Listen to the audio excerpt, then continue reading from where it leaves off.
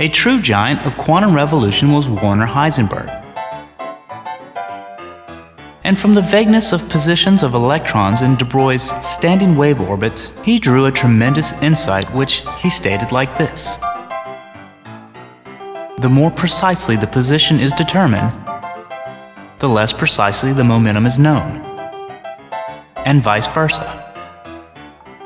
And while it may sound like a bunch of gobbledygook, it was the insight necessary to understand how an object can be both a particle and a wave.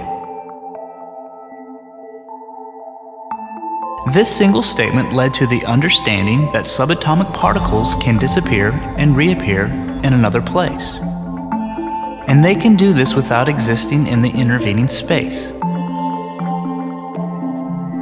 When an electron is trapped inside an atom, the places it can disappear and reappear include specific locations around the nucleus. And that makes it look like a shell. Basic particles can also be in more than one place at a time, if the time is brief enough. An electron can travel from here to there along all possible paths simultaneously. And even more astounding, these particles can appear out of the nothingness of space, exist for an extremely brief instant, and then disappear. Scientists call them virtual particles. They may be virtual, but they can have very real effects. All this jumping around makes particle description so inexact. But then existence itself is inexact at these tiny scales. The question is often asked, what is it that is waving when a particle is described as a wave? And after a lot of hem-hawing around the issue, the right answer is, existence is waving. The particle is jumping around, coming into and out of existence. And those places where the wave crests are maximum are the places where the particle materializes, most of the time. While the places where the crests are minimum are the places the particle avoids.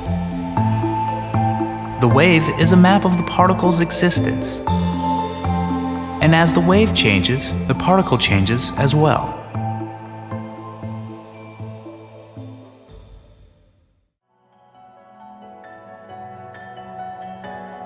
While all important ideas necessary for quantum theory were established before him, it fell to the genius of Erwin Schrödinger to develop the equation that correctly describes the motion and behavior of all things this tiny.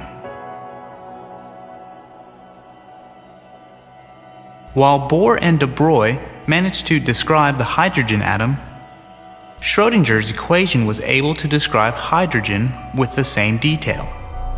And then it could go far beyond. It manages to account not only for the hydrogen atom, but it describes nothing less than all the atoms and all the elements in the universe.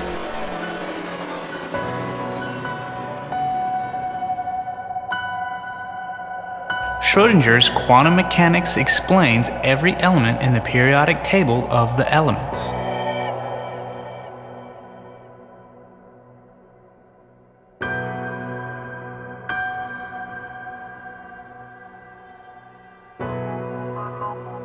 The solution to Schrödinger's equation, called the wave function, is a fantastically accurate description of the real world.